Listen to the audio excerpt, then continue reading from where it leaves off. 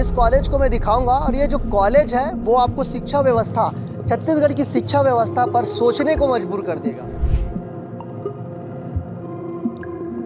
और जब चुनाव की बारी आती है तो यही नेता इसी मंच पर अगर आवश्यकता पड़े तो इसी मंच को सुधार करके, लेकिन इनकी समझदारी इतनी अच्छी है, इतने अच्छे बुद्धिजीवी लोग हैं कि यहाँ पे कोई वाटर कूलर नहीं है, लेकिन यहाँ पे उसका जो सांचा है उसको आप में बना दिया गया है।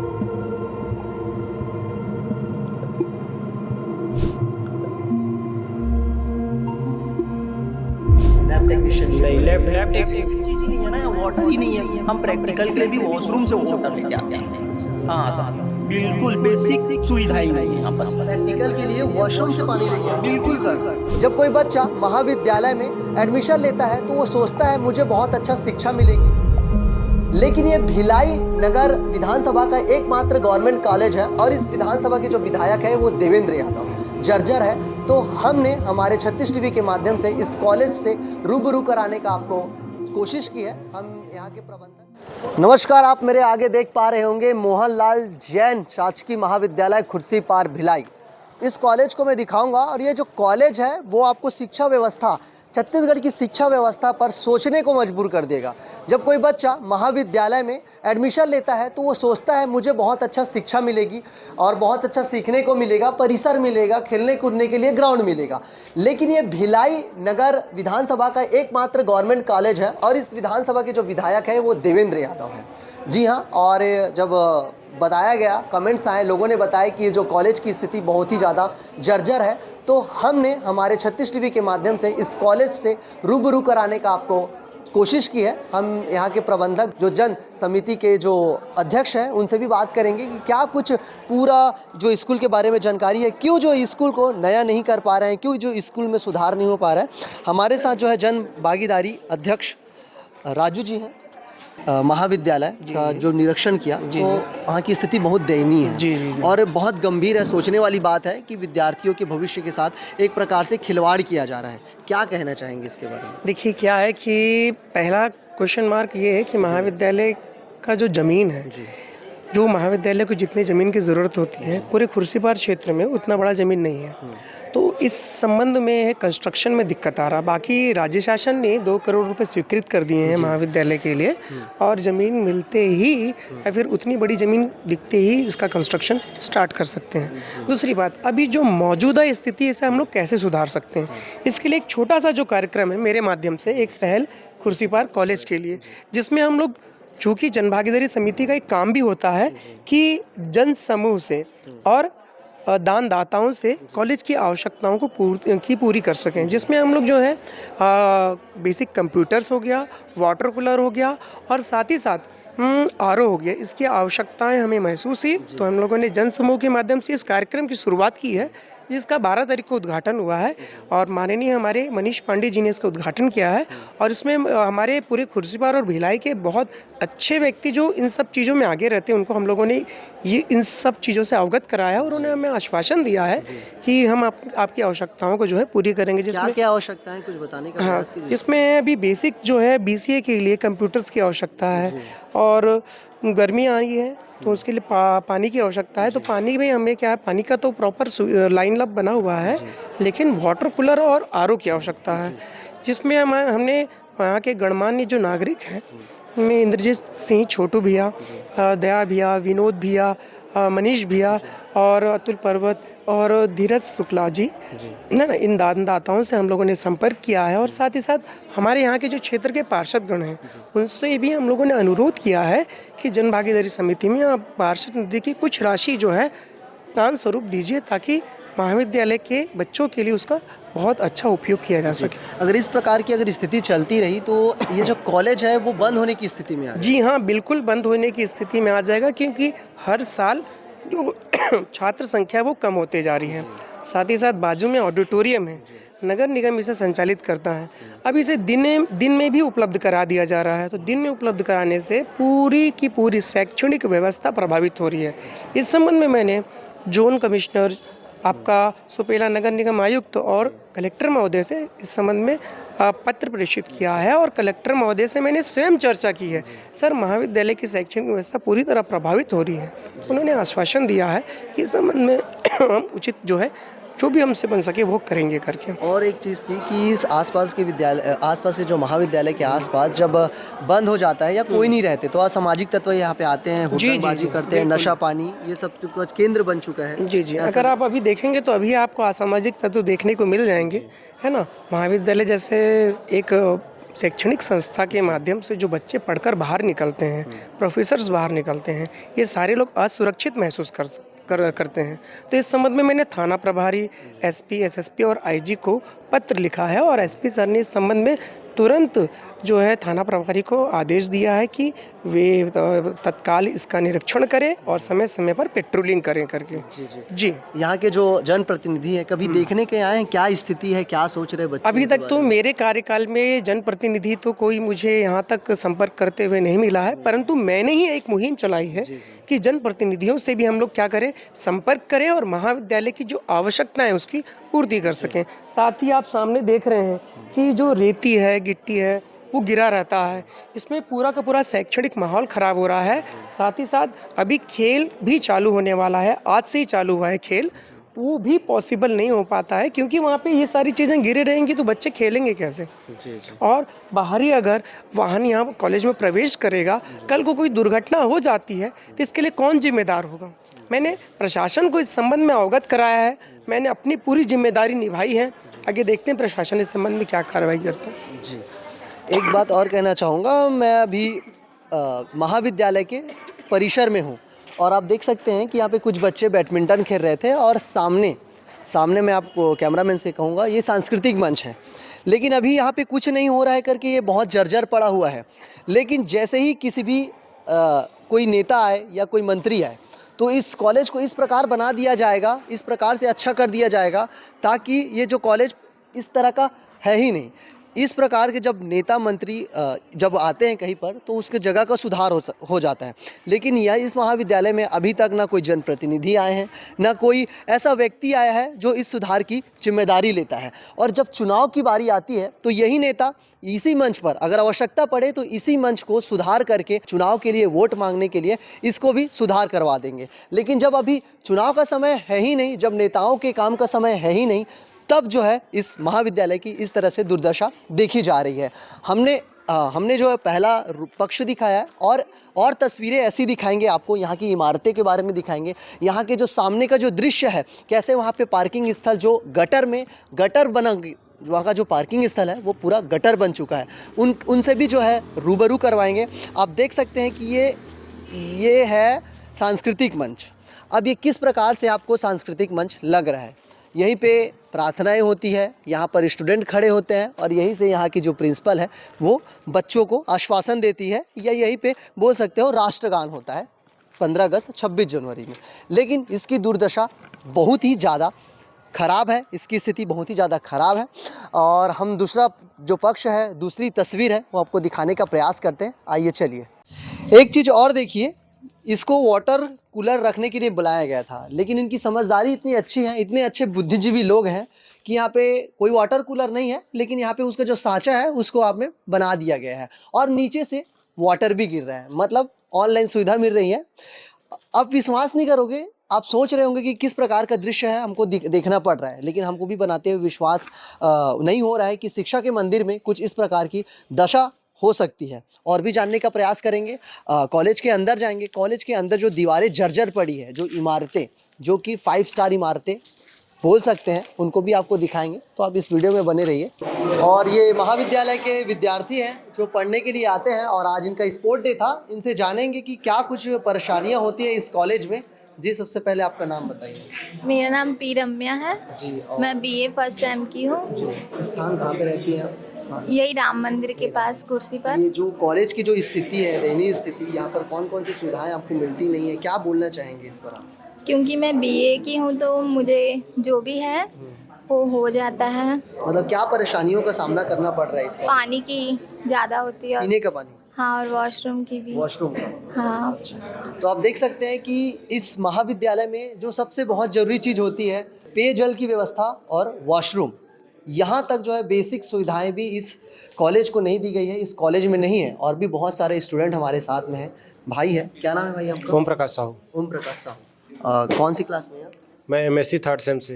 अच्छा, जब ने हम कॉलेज को घूमा तो देखा बहुत दयनीय स्थिति है, दीवारें बहुत जर्जर है, छत बहुत जर्जर गिरने की स्थिति में है और खेल मैदान भी नहीं है। ऐसा बताया जा रहा था कि खेल मैदान को दूसरे कामों के लिए उपयोग किया जाता है। जब आप इस कॉलेज में आते हैं, इंटर करते हैं, तो कोई सोचता है कि मैं इस कॉलेज में अच्छा पढ़ूंगा, कुछ बन के जाऊँगा और मुझे बहुत ही अच्छा फैसिलिटीज़ सुविधाएँ मिले, और इस कॉलेज में ऐसा कुछ भी नहीं है। क्या बोलना चाहेंगे आप इसके बारे में? मैं यही बोलना चाहूँगा कि ये जो सुविधाएं अगर मतलब मिलेगा हम लोगों को, तो हम लोग जैसे यहाँ के स्टूडेंट तो बहुत अच्छे हैं पढ़ाई में, प्रैक्टिकल वैक्टिकल सब चीज़ में अच्छे हैं, लेकिन कुछ सुविधाएं है ही नहीं, इसलिए ना आगे नहीं बढ़ पा रहे हैं। और यहाँ पे जैसे आओगे तो कोई एड्रेस भी पूछ लेता है कि नया स्टूडेंट आएगा, जैसे मेरा दोस्त कोई मेरे गांव से आएगा यहाँ एडमिशन लेने के लिए, तो पूछेगा तो यहाँ कोई जानते ही नहीं मोहनलाल जैन कॉलेज कौन सा है, ऐसा करके, क्योंकि ये कॉलेज उतना सुविधा है ही नहीं। और आसपास में ये यहाँ के जो ज़मीन है इसको ना दूसरे चीज़ों के लिए यूज़ करते हैं, जैसे कि शादी, और इधर क्या गिट्टी विट्टी रहता है, और यहाँ खेलने वेलने के लिए ग्राउंड कुछ नहीं है, तो इसलिए हम लोग को पता भी नहीं चलता। हाँ, और इसलिए और बहुत सारी सुविधाएं है भी नहीं, जैसे कि वॉशरूम है। क्या क्या सुविधाओं को आप चाहते हैं और क्या क्या परेशानियां फेस करते हैं आप? हम लोग यहाँ जैसे कि बिल्डिंग बहुत जर्जर हो रहा है उसका, तो ना दरार पड़ गया है, तो जैसे कि हम लोग कभी भी हम सेकंड फ्लोर में जैसे बैठेंगे तो पढ़ाई करते रहते हैं, तो हमेशा डर बना रहता है कि कभी गिर ना जाए।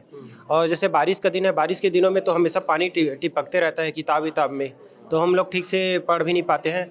और रही बात लैब की, तो लैब में तो पानी की सुविधा ही नहीं, तो लैब में प्रैक्टिकल कैसे होगा? मतलब कुछ भी सुविधा आप लोगों को नहीं मिल रही है। आप कुछ कहना चाहेंगे? सर मैं भी वही कहना चाहता हूँ कि यहाँ पानी का बहुत कमी है, बस यही कहना चाहता हूँ, पानी बस। आज स्पोर्ट डे था, और स्पोर्ट डे में किस प्रकार की आपको सुविधाएं मिली और क्या कुछ और सुविधाओं की मांग करते हैं? सर बहुत कुछ मिली है, और इसमें थोड़ा टाइम भी लगा है, तो और भी बहुत सारे गेम्स खेल सकते थे हम लोग, लेकिन टाइम ज़्यादा हो गया था बोल के नहीं खेल पाए। और हमेशा करवाते हैं ऐसे? हाँ, होते ही रहता है, मतलब हाँ और होता ये भी बताया जा रहा था कि यहाँ पे कोई स्पोर्ट का टीचिंग कराने वाला स्पोर्ट कोच नहीं है। है। नहीं है सर, नहीं है, कोई पर्टिकुलर टीचर नहीं है, ऐसे ही बस नाम हम लिखवा देते हैं और ऐसे सब मिल करके करवा देते हैं। कोई पर्टिकुलर इंडिविजुअल टीचर नहीं है स्पोर्ट्स का यहाँ पास। तो क्या आप चाह रहे हैं टीचर हो? बिल्कुल सर, तभी तो हम आगे बढ़ पाएंगे ना स्पोर्ट्स के फील्ड में, नहीं तो बस यहीं तक रह जाएंगे हम खेलने के लिए। मतलब आप लोगों की इच्छा है कि आप आगे जाना चाहते हैं? जी बिल्कुल सर, अगर अपॉर्चुनिटी मिलेगा, हम लोग को वैसा फैसिलिटी मिलेगा तो बिल्कुल आगे बढ़ेंगे यहाँ के बच्चे। लैब टेक्नीशियन भी नहीं है यहाँ पे। लैब टेक्नीशियन नहीं, लैब टेक्नीशियन चीज़ ही नहीं है ना, यहाँ वाटर ही नहीं है। हम प्रैक्टिकल के लिए भी वॉशरूम से वाटर लेके आते हैं। अच्छा, हाँ सर, बिल्कुल बेसिक सुविधा ही नहीं है यहाँ पास। प्रैक्टिकल के लिए वॉशरूम से पानी लेके आते हैं? बिल्कुल सर, क्या स्टूडेंट आना ही नहीं चाहेगा ना सर, अगर उनको ऐसा माहौल मिलेगा तो। स्टूडेंट को पहले इंटरेस्ट आना चाहिए कॉलेज में आने के लिए, बट इंटरेस्ट ही नहीं आएगा उनको। कोई भी छात्र अगर कॉलेज में एंटर करने के लिए देखता है तो सबसे पहले देखता है कि स्पोर्ट हो, व्यवस्था अच्छा हो और उनको आसानी मिले पढ़ाई करने में। यहाँ किसी का रोकथाम भी नहीं है, आलतू फालतू लोग भी आते हैं, कोई किसी को रोक नहीं सकता, कैसे भी अंदर आते हैं जाते हैं बाहर, ऐसा। और ये भी कहा जा रहा था कि इस तरफ बहुत ज़्यादा लोग जब कॉलेज बंद रहता है तो इंटर करते हैं और अलग अलग चीज़ें जो असामाजिक तत्व आते हैं और ऐसी चीज़ें करते हैं जो कॉलेज को नुकसान पहुंचाती है, वातावरण को भी नुकसान पहुंचाती है। हाँ, कोई भी आता जाता रहता है, गाय वाय भी आ जाती हैं, देखे ही होगे। और मतलब कोई गार्ड भी नहीं है? गार्ड वार्ड कुछ नहीं है। गार्ड भी नहीं है। और जब ऐसा भी सुना है कि जब कॉलेज बंद होता है तो बहुत सारे असामाजिक तत्व आके कॉलेज को गंदा करते हैं, नशा पान का सेवन करते हैं। क्या बात है? जैसे कॉलेज के कैंपस जब कॉलेज खुला भी रहता है ना, अभी क्रिकेट की प्रैक्टिस कर रहे थे बॉयज लोग, मतलब अपने कॉलेज से, तो इधर बाजू में जो यहाँ पे कर रहे थे उन लोग प्रैक्टिस, तो एक बाइक से कोई आया, उनने बोला कि आप लोग यहाँ क्यों खड़े हो। इन लोग प्रैक्टिस कर रहे थे, कुछ गर्ल्स देख रही थी, तो उन्होंने बोले कि हम लोग यहाँ बैठ कर दारू पियेंगे, आप लोग यहाँ क्यों खड़े हो। अच्छा, ऐसा तो उनका ये कहना था। वो कॉलेज टाइम था, कॉलेज बंद नहीं था। यहाँ तक हम लोग जब स्टार्टिंग में आए तो हम लोग फर्स्ट सेम में थे, एमएससी फर्स्ट सेम में, तब हमारे क्लास से 3 पंखे चोरी हो गए। इसी बार की घटना है कि हमारी क्लास से केमिस्ट्री लैब से एक सिलेंडर चोरी हो गया। तो ये चीज़ें हैं, मतलब ऐसा नहीं कि कॉलेज बंद रहता है या खुला रहता है, यहाँ कभी भी कुछ भी हो सकता है। और सबसे बड़ी समस्या ये है कि ज़रूर नहीं है कि वाटर कूलर या फिर वॉशरूम की समस्या, बिल्डिंग की ही समस्या सबसे बड़ी समस्या है। यहाँ पर सरिये दिखने लगे हैं, जिस क्लास में मतलब सुविधा है कि पढ़ा सकते हैं, यहाँ कोई दुर्घटना नहीं होगी, वहीं पे पढ़ाया जा रहा है। उसके अलावा हम मतलब पूरे कॉलेज में मतलब जानते ही नहीं कि कहाँ कौन सी क्लास है, क्या है। कुछ कुछ ऐसे रूम है जो अवेलेबल है, और उसमें भी हम लोग एमएससी केमिस्ट्री वाले, बीएससी, एमएससी सब एक ही क्लास में, एक ही लैब में पूरा एडजस्टमेंट करके वहाँ पढ़ाई करते हैं। मतलब ऐसा है कॉलेज बंद होने के बाद अगर यहाँ पे दोबारा वापस आना चाहे तो आप थोड़ा डर के वापस? यस सर, स्टार्टिंग में ऐसा हुआ था कि जब हम एडमिशन लेना चाह रहे थे, हम सिर्फ बिल्डिंग को एक बार देख कर गए, उसके बाद 4 दिन बाद सोच कर आए कि चलो अब ऑप्शन नहीं है तो ले लेते हैं एडमिशन। अच्छा, तो आप देख सकते हैं कि जब ऑप्शन नहीं है तब यहाँ पे एडमिशन ले लेते हैं। इस मानसिकता से जो बच्चे हैं वो यहाँ पर आते हैं और भी बातचीत करेंगे लोगों से, बच्चों से जानने का प्रयास करेंगे। यहाँ पे बच्चे जो कि देश का भविष्य होते हैं और सोचते हैं कि यहाँ पे पढ़ने आएंगे तो बहुत ही अच्छा सुविधा मिलेगा, और इनके जो सवाल है और इनके जो जवाब है वो शिक्षा व्यवस्था पर सवाल खड़ा करते हैं, उच्च शिक्षा व्यवस्था पर। इन्होंने कहा है, स्कूल के प्रबंधन से हमने बात की है तो उन्होंने जो उच्च शिक्षा विभाग के मंत्री है टंकराम वर्मा, उनसे भी बात करने की कोशिश की है, लेकिन हमने और भी जानने की कोशिश करेंगे क्या स्थिति है यहाँ के महाविद्यालय की, उनको भी जानने का प्रयास करेंगे। तो आप इस वीडियो में बने रहिएगा। तो इस कॉलेज का मैं एक और ऐसा दृश्य दिखाने जा रहा हूँ जिसको आप देखकर सोचेंगे क्या वाकई में ही कॉलेज ऐसा होता है, इस प्रकार की स्थिति होती है।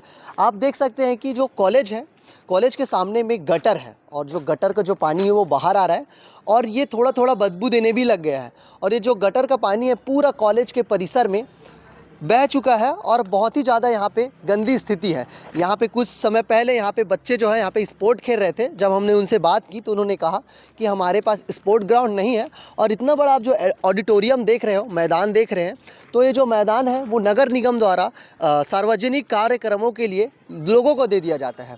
जैसे कोई भी सार्वजनिक कार्यक्रम, जैसे शादी और किसी भी प्रकार के ऐसे कार्यक्रम जो लोगों के लिए होते हैं, उनको जो है यहाँ पे नगर निगम किराए में देती है और उससे पैसा वसूलती है।